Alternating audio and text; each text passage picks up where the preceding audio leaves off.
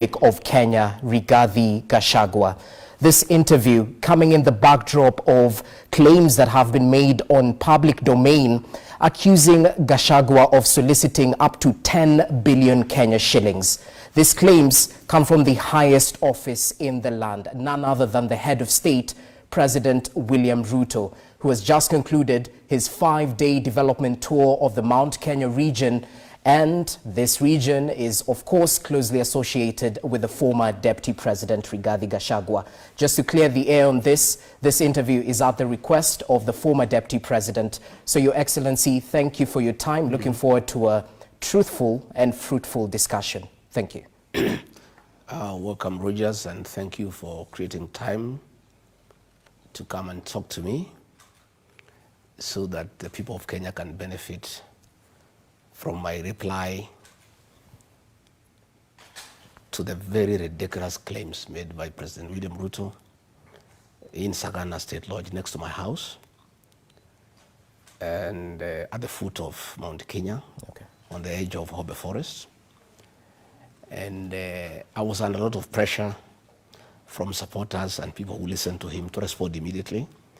And I just tweeted that pathological lying is a mental disorder. It's very sad that I have to spend time to respond to these very ridiculous accusations by the president. The president went to the mountain for a political tour. It's not a development tour the way you call it, because there's nothing he did. And if you go through wherever he went, he was just having rallies, relaunching projects that he had launched before, saying he's inspecting projects, he's not an engineer, he's not a quantity surveyor, he's not an architect, and making all manner of promises that he has made since he was elected as president. Let me spend a few minutes to respond to some of the things that he said in Sagana. Again, he had come to the mountain after almost 6 months of a lot of disquiet, and he needed to do some explanation. So he summoned all the vernacular stations to attempt to pacify the region that he had betrayed and to give a justification as to why he had betrayed the people of the mountain. These are people who had trusted him. These are people who supported him without an MOU. These are people who supported his presidency without a political party. These are people who believed in him, in all the things that he promised them. He betrayed them, he turned against them, he misused them. And he felt, of course, his advisors told him that he needed to set the tone and explain why he hounded me out of office, despite having promised the people of Kenya that he will never humiliate his deputy, he will never persecute his deputy. He even went beyond humiliation and persecution. He hounded me out of office. And he was asked a question as whether he is the one who impeached me, and he looked down because he couldn't look at the camera straight and say, no, I'm not the one. It is the MPs who did it. In fact, I tried to persuade them not to. They tried 2-3 times. And they said, if we don't impeach this man, we'll exchange his name with yours. It's all, of course, a lie. Everybody knows. His women rep in Uasin Gishu, both Sholei, publicly in his presence told him, Mr. President, what you say I do is what I do. You told me Gachagua aende nyumbani, nikahakisha ameenda. When he rose to speak, he didn't deny. He just looked down. Everybody knows it's the worst kept secret in this country that he's the one who crafted the impeachment and bribed members of parliament at 500,000 each and senators at 10 million, bribed the mover of the motion, the Kibwezi West MP. He has been everywhere complaining he was shortchanged. He had been promised to be the chairman of the Budget and Appropriation Committee after successfully tabling the motion. And again, the president was saying that the MPs overruled him. It is common knowledge that those Mount Kenya MPs cannot overrule the president. They do whatever he wants. You remember when he told them to pass the finance bill. They went and passed the finance bill despite the fact that there was public outcry. And the members of public had serious problems with them. The day he changed his mind because of the Gen Z protests and said, we are doing away with the finance bill, they were clapping for him. They never argue with him. You remember, again, the Adani saga. They were defending the Adani saga, and the MPs were supporting him that Adani is a good thing. Okay. The day he changed his mind that said we are stopping Adani, the same MPs were clapping for him. So it is very hypocritical and dishonest for President William Ruto to claim that MPs disobeyed him. That having dealt with that, he said that he had me hounded out of office because I asked him for 10 billion. Before you even get to the 10 billion, because you've raised issues about members of parliament, who the president was on record mentioning that you actually bullied these members of parliament, that you told them if they do not kneel and submit, they will be shown the door and go home. That is also another lie. I'm not on record anyway. I'd like you to produce a clip where I told members of parliament to kneel before me. They cannot kneel before me. I'm not God. What I told the members of parliament, and it's true today as it was then, to listen to the ground and stop following President William Ruto blindly against the wishes of the people. Then why were you picking small fights? Let me explain to you. They are not small fights. It's the president who is calling them small fights. Advising members of parliament to listen to the ground is not a small fight. It's a very honorable duty for a leader of my caliber. I listened to the people. The people did not want the finance bill 2024. And I told the members of parliament, people do not want the finance bill. Don't follow the president blindly. He will leave you kwamata. And if you people don't adjust by this December and start listening to the people of the Mount Kenya region make decisions the second year of election.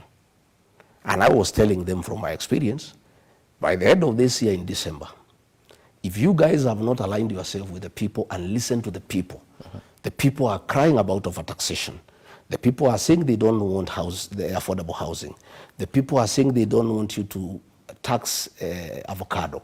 The people are saying that there's too much government into people's lives. And you people are following William Ruto blindly. I'm advising you people as your leader. From what the wananchi are telling me, if you don't adjust and listen to the people, you will find yourself in trouble come 2027. But it just wasn't MPs. According to the president, his PA Farouk Kibet received... I'll explain. I'll explain. Let me first deal with the 10 billion. President William Ruto is a master with deceit. And he's very good at driving narratives to suit what he wants. Between the year 2018 and 2022, he drove a narrative in the Mount Kenya region that Uhuru Kenyatta is incompetent, he's a drunkard, and he has ruined the economy and the country. But it's collective responsibility. You were right next to him. I'm just saying, I'm just saying, among the people he persuaded. He persuaded many people, I included, because he's very persuasive when he gets on a narrative. And he drove a narrative against Uhuru Kenyatta and recruited all of us, I included. I was among the leader of those who believed in what he told us, that Uhuru Kenyatta is a drunkard, is a useless leader, is a man who has messed this country, is a man who cannot be trusted to organize the succession. And we should despise him, we should hate him. And we listened to William Ruto and he persuaded us. 5 years down the line, Uhuru Kenyatta is gone. William Ruto, the one who said Uhuru is incompetent, has come on stage. The education system that was working when Uhuru Kenyatta was there is finished. Children at home. The health system has crumbled. People are overtaxed. Nothing is working in the country. Yet, at that time, he had persuaded us that Uhuru Kenyatta is an incompetent man, is a drunkard, is a leader not worth talking about. He came and persuaded us that our enemy as a region is Raila Odinga, who is a witch doctor. And since Uhuru Kenyatta has brought him, and Uhuru Kenyatta does not mean well for us, we should hate Uhuru Kenyatta and trust William Ruto to carry our destiny. We believed him. He's very good in driving narratives. So when he came to the mountain, he needed to drive a narrative against Rigathi Gachagua, thinking that the people are as gullible as they were then. And he was confident that if he could successfully drive a narrative against Uhuru Kenyatta when he was president, he could equally drive a narrative against Rigathi Gachagua. And he cobbled this narrative of 10 billion. The purpose was to show the people of the Mount Kenya region, this Gachagua guy is a very selfish man. So did you or did you not blackmail the president? Of course I did not blackmail the president, because if I did, Rogers, yes, it would have been accusation number 1 before the Senate. Impeachment. This impeachment was crafted by William Ruto. It was drafted by the National Intelligence Service and Professor Kindiki. And the president even had blackmailed him. Blackmail is a criminal offense. It should have been accusation number 1. It did not appear anywhere. Since October 18, the president has never talked about it until he came to the mountain. And the president had better make up his mind why he ordered me out of office. When he went to Western Kenya, he said he got rid of me because I was incompetent and tribal. He never told the people of Western Kenya asking for 10 billion. When he went to Northeastern Kenya, he said he got rid of me because I'm divisive and I don't like the unity of the country. When he went to Nyanza, he said that I am primitive, yeah, and corrupt. When he came to the mountain, he never said I'm tribal, because he cannot say that. He never said I'm incompetent, because he cannot do that. Okay. He said that I was asking for 10 billion. In fact, on Thursday morning, he met Madeira women dancers. There is a group of 1,000 women that I put together to dance for Uhuru Kenyatta, and then I handed them out to William Ruto. Most of them are friends of my late mother. Others are women who have educated their children from Form 1 up to university. My friends. He met them and told them, huyu Rigathi wenu alikuwa anaitisha mimi bilioni 10. Na nikaona kuliko kule peke yake, nimfukuse hii pesa nigawe na nyinyi nyote. So leo mtakula hii pesa ningepatia Rigathi. Those women, he gave them each 8,000 shillings. That is 8 million shillings. And he gave another 2 million shillings towards the funeral of their cheerleader who has died. And the women called me and said, this man is a liar, because we know you. During the 2022 elections, Roger, William Ruto picked me as running mate because of my mobilization skills and my capacity to mobilize resources. Everybody knows I'm not a poor man.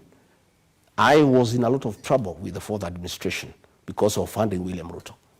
The fourth administration froze my accounts so that I stopped funding William Ruto. The fourth administration blocked all my businesses so that I stopped giving money to William Ruto. I put serious money into his campaign. I am not the kind of man to go asking William Ruto to give me any money. In any case, let me ask you a question. William Ruto should make up his mind how much money I'm supposed to have asked.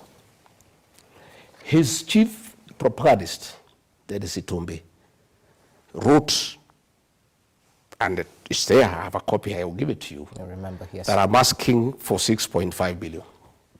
Okay? Sure. His Mr. Fix-It, Kimani Ichong'wa, went to Europe in an interview and said, I'm asking for 8 billion. William Ruto says, I'm asking for 10 billion. Between his Mr. Fix-It and his chief propagandist and William Ruto, can't they sit down and agree the figure that Rigathi Gachagua is supposed to have asked for? So, I want to explain to you that there is nothing like that. It was just a narrative he wanted to bring to the mountain because he needed to explain to them. Because he committed himself that he would never humiliate his deputy. He went beyond got rid of me. He needed something to tell the people of the mountain. But of course, everybody knows it's a lie.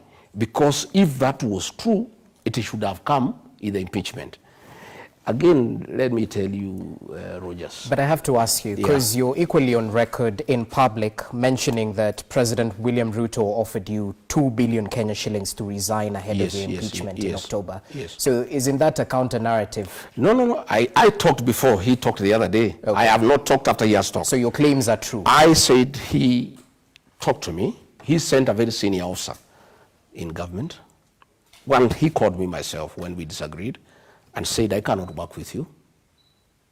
I would like you to resign. And if you don't, I'll impeach you. And later on in the interview, I'll tell you why we disagreed. And he said, instead of you going home empty-handed, and since you assisted me, I would like you to go with your retirement package, and I can get you some money to get you started off, like 1.5, 2 billion. I told him to go to hell. I'm not interested. I'm priceless. And that kind of money, you know I have. You know how much I funded your campaign. I am not a man to be given 2 billion shillings. You know what kind of money I am into. And therefore, I said, fine. He sent a very senior officer to come and see me. On Thursday, when the National Assembly resolved that I should be impeached by going to the Senate, that Friday morning, he sent a very senior officer to come and see me. And he gave me his terms. And again, it's my ethics because I don't record people. I recorded that conversation, giving me that offer from the president. I have that record. Okay? So the senior official was speaking for the president? Yeah, he sent me. The following day... But you know the burden of proof lies with the accuser. We need to see this. No problem. The following day, he told the officer I should go and have a discussion with him. And I refused to go to State House. He suggested I go to his hotel, the Western Hotel. I refused. And we met somewhere along State House Road in one of the safe houses run by the National Intelligence Service. And between me, that officer, and myself, we had a discussion with the president. Again, I recorded that conversation for posterity because I know William Ruto. I put it on record. Again, he gave me that offer. I told him I'll think about it. I didn't want to have a fight with him because it was not necessary. That officer persuaded me that I should listen to the president. And because he's a man from home, he said, it doesn't matter, whatever it is, just listen to what he has to say. Who is this officer? No, I don't want to. For the sake of our public, you call for an interview, you have to... Let me explain. So I said no, I declined. The day I went to the Senate, the first day, that officer again was dispatched by the president. And I refused to see him, but after consultation with my counsels, I agreed to see him. Again, he brought me another offer. I recorded it. I am very conflicted. That officer is an innocent man. He's an emissary of the president. He is in service. If I expose him now, he will lose his job. He will be in very difficult circumstances. So on discussion with my family and lawyers, we have agreed that when he retires, and it's not very long from now, we'll be able to release that information. And I've done that because I know his family, and I don't want to jeopardize his position. And because he did not come on his free will, he serves the president, and he cannot be able to argue with him.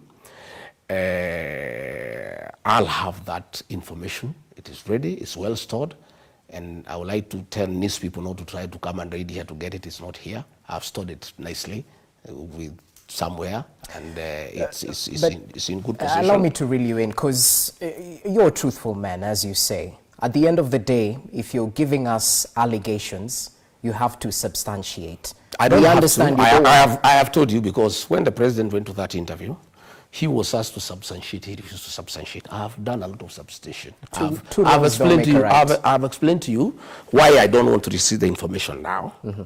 But I will release the information because it's for public information, so that between me and the president, the people can know who is right and who is not right, and who is lying to the people of Kenya. You know what your critics are saying? Yeah. Since you heavily funded the presidential campaigns in the Mount Kenya region, that you're asking of this 10 billion, or is it 6.5 billion, whichever the figure, was simply a way of returning your investment. You well know how politics in Kenya is transactional. I don't think so, because when I was funding the president, there was no issue. if I needed my money back from him or whatever it is we'll discuss, I have not asked the president to refund me any money. I'm a leader. That was an investment in the presidential campaign. He was president, I was running it. I too had a responsibility, to spend money on the campaign. And that's why I'm saying I'm not the kind of person to ask him for money. And he knows that, because I'm an astute businessman who have worked for many years and made my own money. And I was in the campaign on my own violation. The president did not force me to be the campaign. I spent my money because I thought it's the right thing to do. I mobilized resources from friends, and I did not ask him. And if I had asked him, he should have said then. He cannot say now, 6 months after.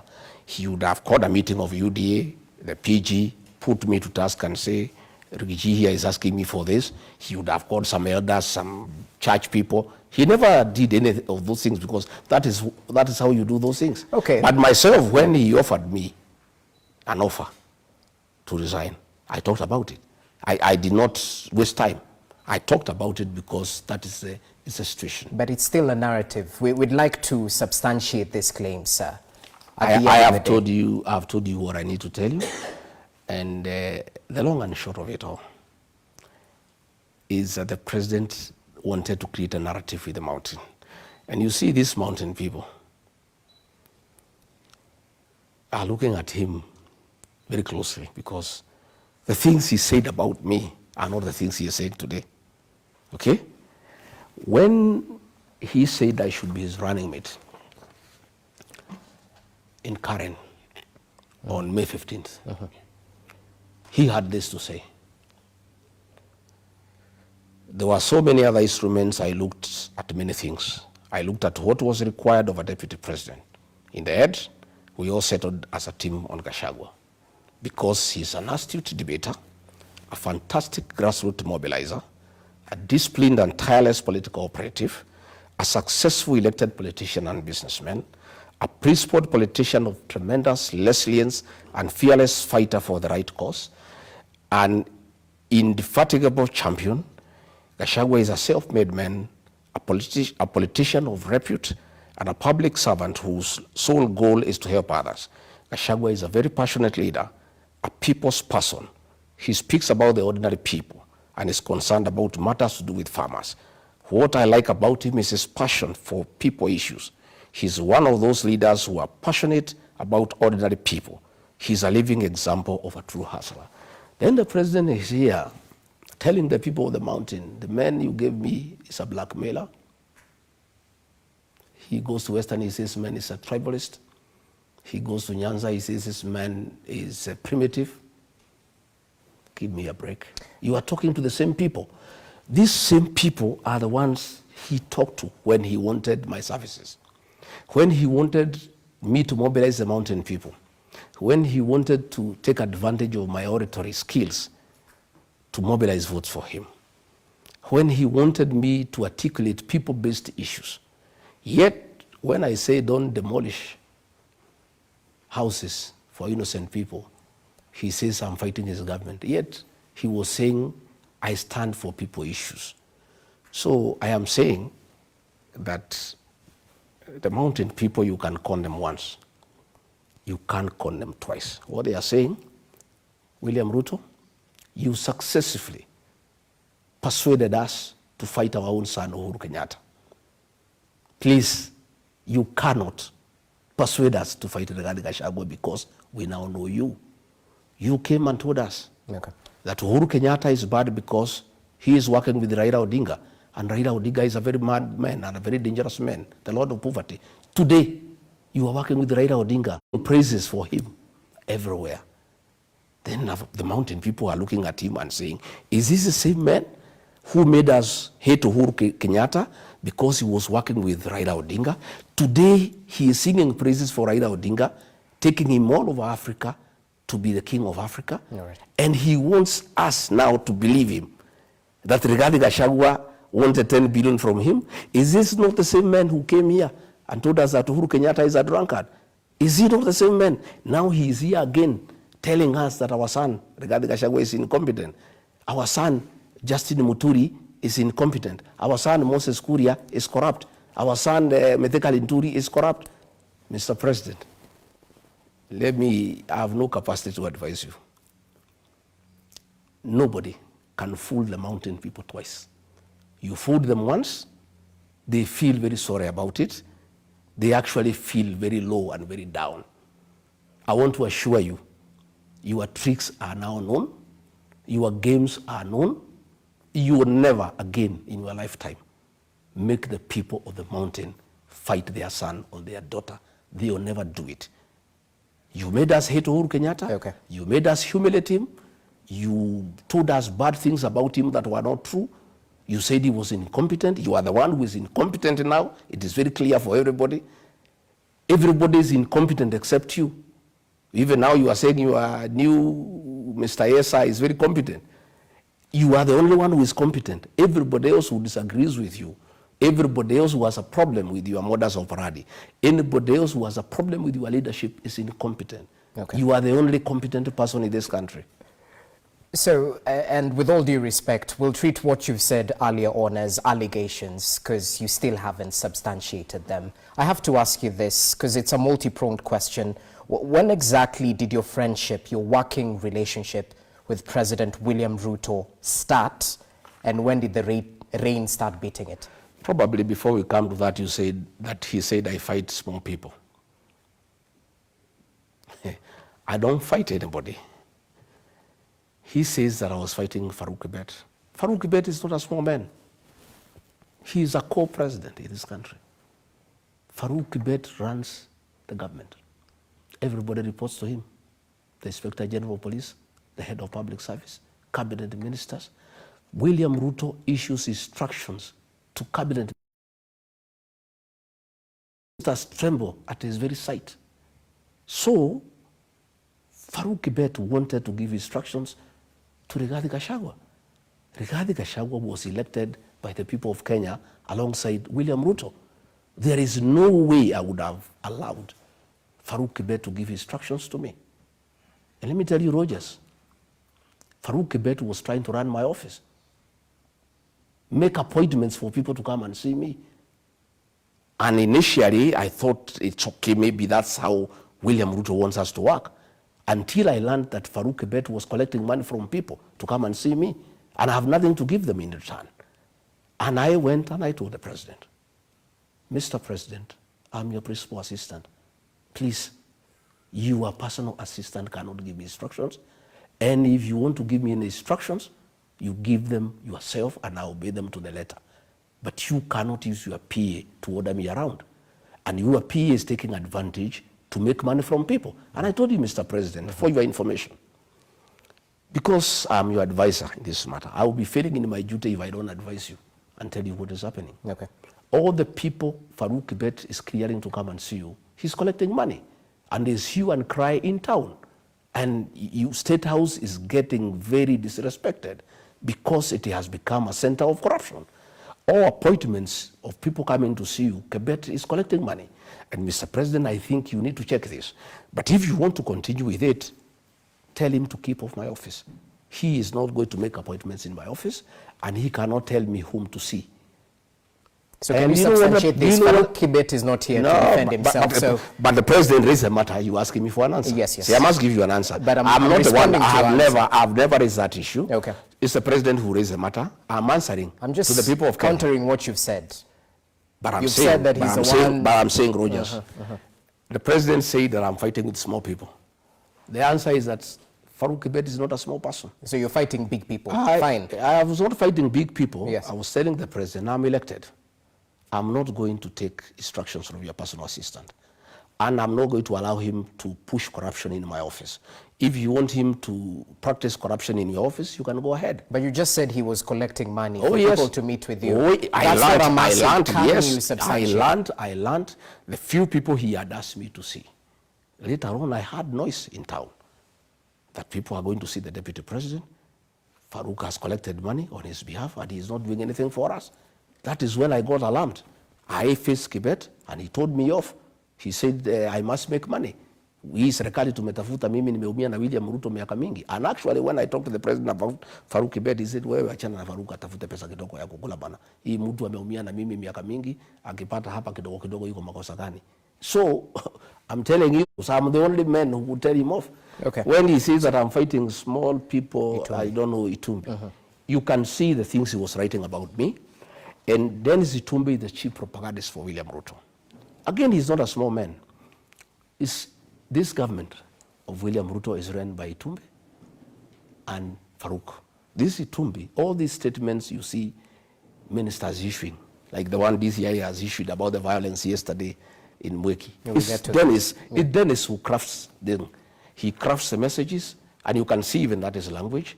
He gives them to read. And my problem with that so-called small man is that they work in cohort with the president. And he hangs around State House. And if you have a discussion with the president and he doesn't like the way it is going, he sends him a text, and Dennis walks into the president's office and says, Mr. President, you are late for the next meeting. And the president brings the meeting to a closure. I had not realized that until I studied. I saw there is a pattern. And any time I had many issues with the president that were not pleasant, I would face him and say, this is not right, this is not good, and I would win the argument, and he doesn't like it, and he would like to bring a meeting to a closure. Somehow Dennis walks in, and I saw a pattern.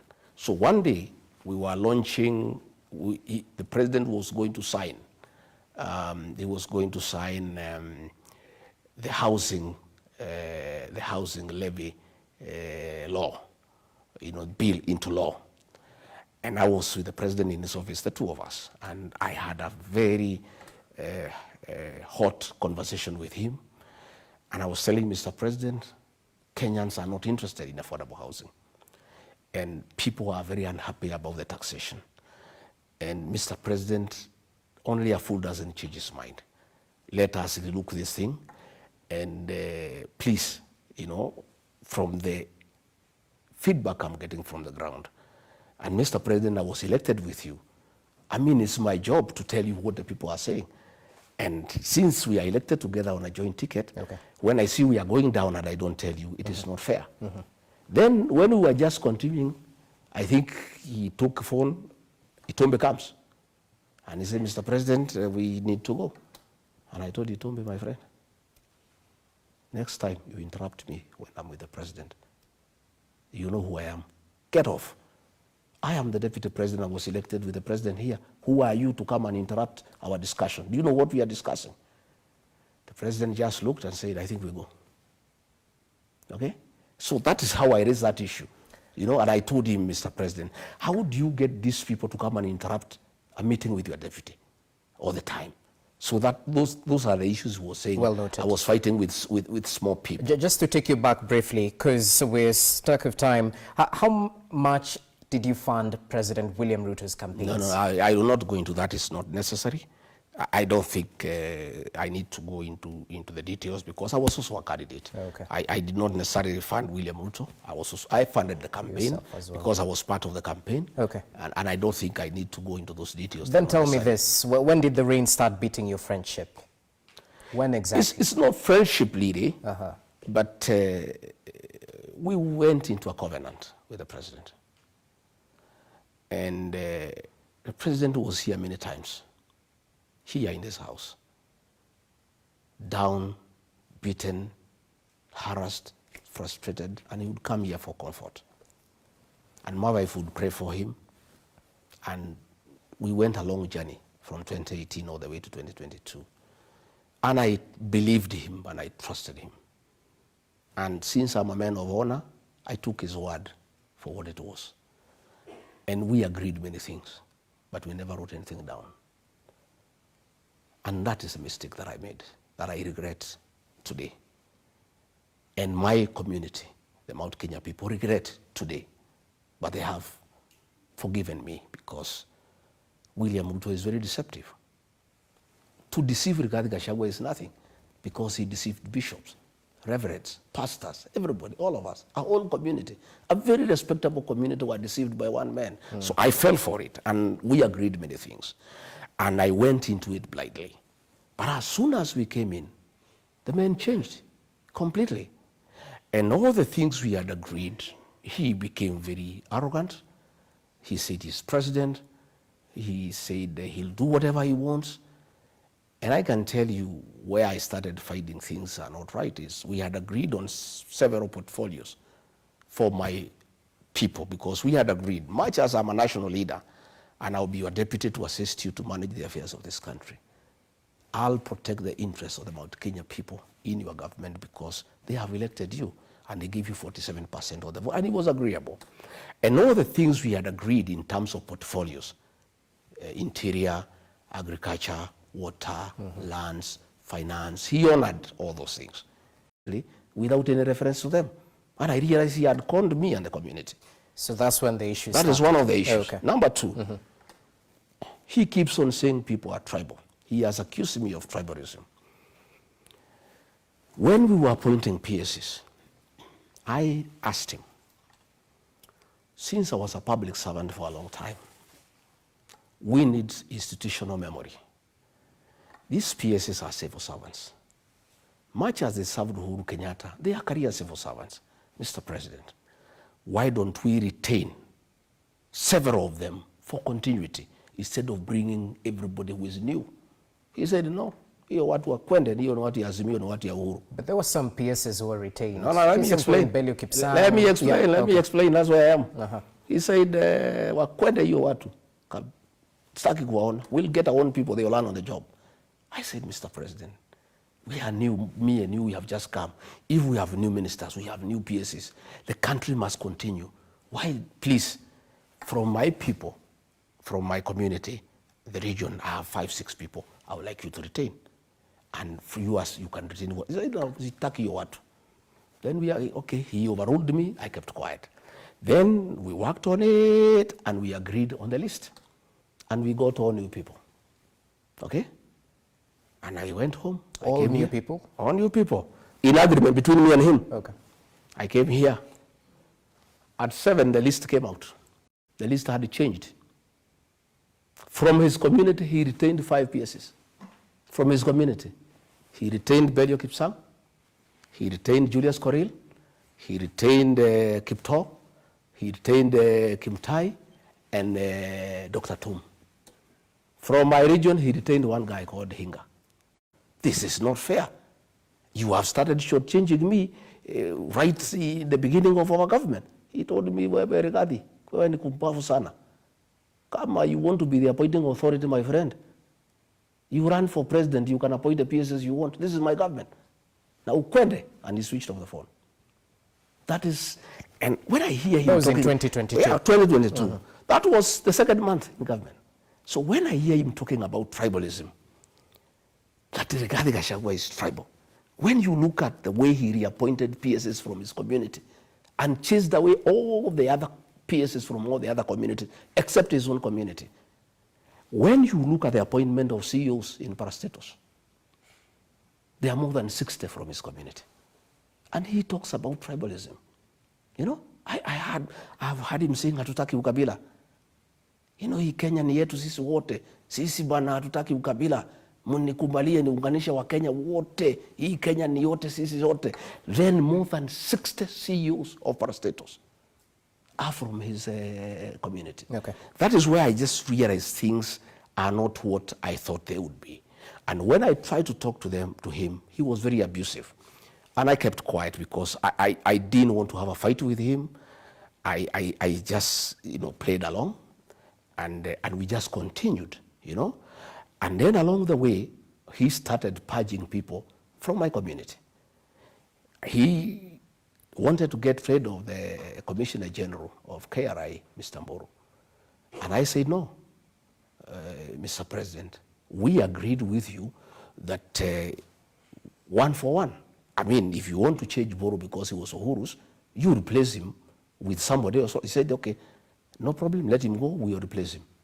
When the replacement came, he took me around, he gave it to somebody else from another region, you know, and like that. And then we went to Earth Water, he sacked somebody called Engineer Thoita. Okay. Like that, we went to the sports fund, he removed somebody. With the time I realized that he had, in a very calculated manner, having a purge on my people. And I started now fighting back. And I would face him and say, Mr. President, these people from this region voted for you, 47%. You will not be president without their vote. They are asking me questions that I cannot answer. The issue of pending bills, 900 billion. People came to me to see me. And I saw him, I said, Mr. President, for us to improve circulation of money into the economy, why don't we make the payment of pending bills a priority? Sema hiyo watu ni watu ya Uhuru bwana. Hiyo biashara walifanya kwa Uhuru, waende watafute Uhuru walipe. I said, my brother, that was a government that was legal. It was not an illegal government, even if it was headed by Uhuru Kenyatta. The liabilities of government under President Uhuru Kenyatta are our liabilities. Money that we have borrowed from foreigners, we are paying, even if it was borrowed Uhuru's time. Even this money that our people have worked on, he said, no, wacha tufanye mambo yetu bana. And I just realized that the priority was to do new business so that people can have their cut. They didn't want to pay money for old business because they were not part of it. You know, those are some of the issues that started giving us problem and we went along. And thanks for clarifying that, because people might wonder where exactly did the rain start biting. But I have to be the devil's advocate here, Your Excellency, because at the end of the day, the people who still associate you closely with the head of state, since you campaigned for him vehemently before the 2022 general election, and thereafter, that's when, you know, this working relationship was a little bit skewed. To those who equate your complaints the same way as they equate those of a jilted lover, that since you face the axe, now it's obvious that you won't go around praising the head of state. I didn't start saying I have a problem with him when I was asked. I started saying before, if you remember. On June 25, when policemen massacred our children, the president called a press conference and he did not invite me and say the agencies are criminals who are prisoners. The following day, as deputy president, I called a press conference in Mombasa. And I told him off. I said, these are not criminals. These are our sons and daughters. I had not been jilted. I had not been asked from office. I stood firm. And let me tell you, one of the issues I disagreed with the President William Ruto up to today, and I will never give in, was abductions and extrajudicial killings. I am a father. I am a Christian. I am a husband. I am a leader. I am an elder in my community. Children are our flowers. You cannot kill children because they're asking questions. And the questions they're asking are legitimate. That we are running down the country, that there is too much corruption, that we are not listening to the people. Those young Gen Zs were listening legitimate issues that I had personally raised with the president. Allow me to interject. And I can tell you, after that, he accused me of having been behind the Gen Z protest. Okay? And I said I was not behind the Gen Z's protest, but I associated myself with what they were saying despite being deputy president. So you cannot sit here and tell me that I have started raising these issues, you know, because we disagreed or because I left. You remember, in the Senate, there was an accusation against me that I had opposed evictions of people from Nairobi River. I raised that issue when I was deputy president. True. There was an accusation that I rejected the haphazard relocation of traders from Wakulima market. I started disagreeing with the president a year ago. Our disagreement around October was the culmination of a whole year of total disagreement. Okay, but I'll have to voice what critics say. At the end of the day, Warren Live lost during the 2023 Azimio protests. Did you speak vehemently against it? No, that time, the first 1 year. The first 1 year. Briefly, as we take a break, yes. The first 1 year, I believed in the president. And you heard him excuse me that I was not defending government programs. Wewe kushasikia Rigathi akienda kwa TV kutetea housing program. Wewe umesikia Rigathi akienda kutetea education model. The first 1 year nilikuwa naenda, and there are clips. Until I realized the affordable housing is a fraud. It's a business venture between the president and DEFCI to sell cement, to sell steel, to sell mabati. I stopped defending it. Well, Devki is not here to defend No, he's himself. not here, but I'm Yes. just saying. Okay. And I stopped defending it. And even the president tried to tell me to go to TV to defend the housing program. I told him I'll not go. When I learned the university model is not working, and it was very unpopular with the students and parents, I refused to go. So he wanted me to go and defend Adani, which is corruption. I refused to go and defend. He wanted me to go and defend Shah. Okay. And it's corruption. I refused. But you know, my and question, I am saying. allow me to ask you. Yes. Because my question is centered on the 2023 Azimio protests. Did abductions start in 2024? They started in 2024. They started in 2024? Yeah. The real abductions, and I can tell you. There's no fake abductions. No, I'm just telling you, when it became clear to me, is when 101 officers from the administration police, Okay. on the authority of the president, were transferred to the National Intelligence Service and given very extensive training, is when we started getting people complaining that people are disappearing. And I went into it, and I started seeing signs that are not good signs. And I faced the president more than 3 times. And he feigned ignorance. But when I came to check, I found he knew what is going on. These abductions were being done by the National Intelligence Service. And I had a problem with them because I am a very straightforward man. Okay. And I spoke very strongly in the National Security Council. And I said, Mr. President, let us not treat the symptoms, but diagnose the problem. Okay. These Hold young on to people, that we need thought. to find out why they are complaining. Yes. Killing them, abducting them, is not a solution. Hold on to your thoughts. We take a short commercial break. Do stay with us. The Wamunyoro bombshell continues in just but a few.